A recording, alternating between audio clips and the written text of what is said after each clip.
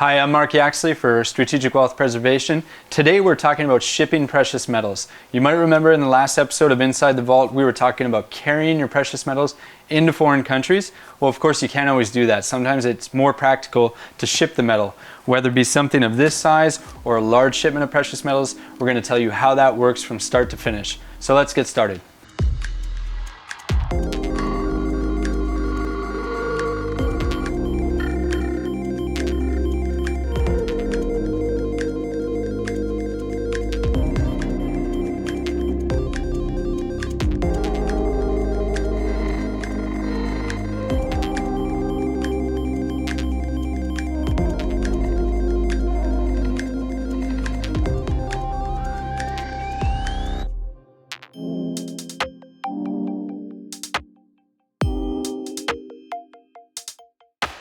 When it comes to shipping precious metals, you have several options to consider.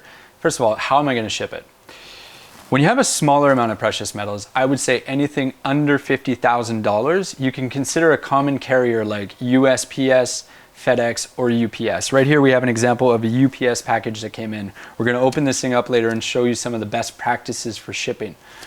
But really that's a question of value. Once you get over that $50,000 threshold, or simply the volume of metal that you're shipping. For example, if you have a large amount of silver or a fair amount of gold, you're going to want to consider an armored car service, which we'll talk about in a second. So if you have a relatively small amount of precious metals that you're shipping, we are going to be able to do it in a box or several boxes like this through USPS, UPS, or FedEx. The thing to remember is whenever you ship precious metals, you're going to want to make sure that you have insurance as well. So whoever you do decide to work with, if you're going to do it independently or through a service provider like SWP, for example, you want to make sure that the package is fully insured. So here's a few guidelines for smaller package shipments. You generally won't want to go above $50,000 in value or whatever threshold your insurance provider is allowing per package or per shipment in general. Another good guideline is don't pack more than 500 ounces of weight in any one box. If you have a shipment of 1,000 ounces, for example, you're going to want to break that into 2 boxes, because if you have too much weight in a box, it starts moving around, the box can get damaged, and then you might have a problem with your metal actually making it all the way to the destination. If you're working with a shipment of $50,000 or more in value, you may want to start to consider armored car services. An example of an armored car company would be either Brinks or Loomis International.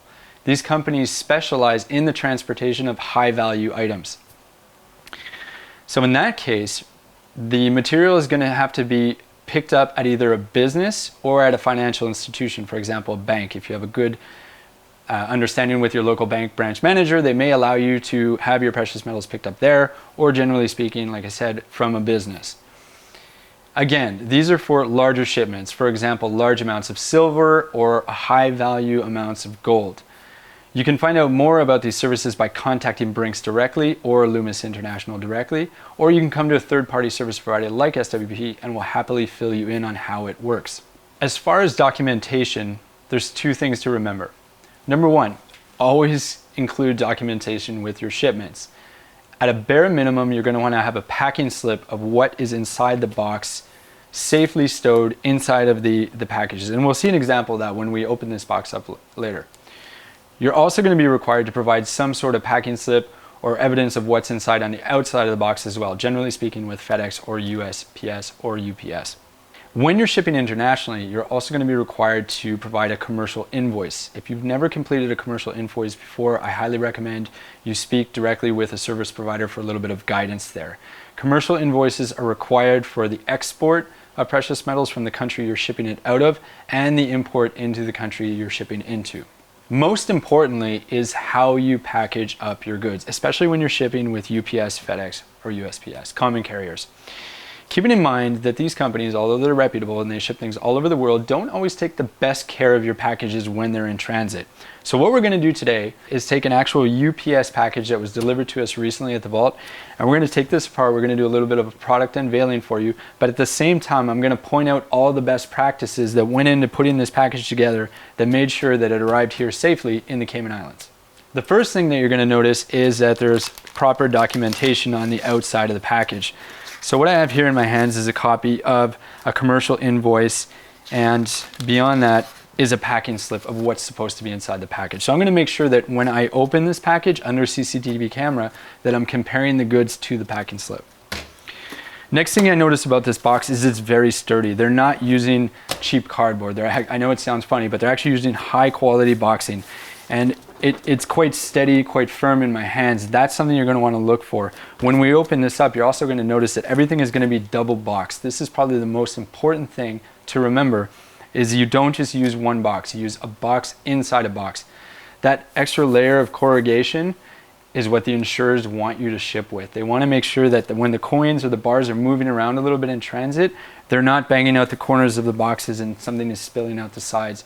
Or worse yet, you don't have a FedEx or UPS employee that's trying to open the box with an X-Acto knife and slipping a coin out of the corner. When the package arrives to us here, the first thing that we're going to do after we've taken the paperwork out is we're going to inspect the package visually to make sure there haven't been any tamperings or any areas where something could have leaked out. So we're going to do just a quick visual check of the box itself. This box looks like it's arrived intact. Had we noticed that there was some leakage or some tampering, before we even opened it, we would have contacted FedEx or UPS to advise them that we thought there was a problem with the package. Next thing we're going to do is obviously cut it open, being very carefully not to cut ourselves. Because it's double boxed, it's quite thick, so there's quite a bit of resistance with the package.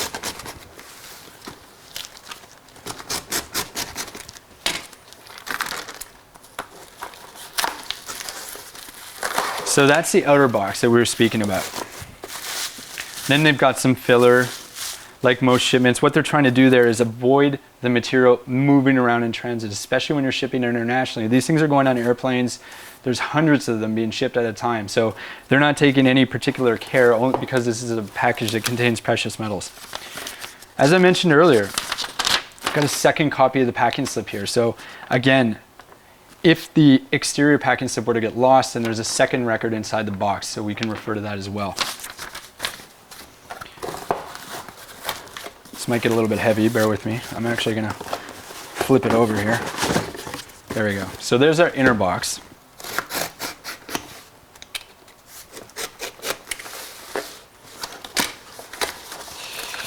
Okay, some interesting stuff in here. So you notice it's really well packed actually.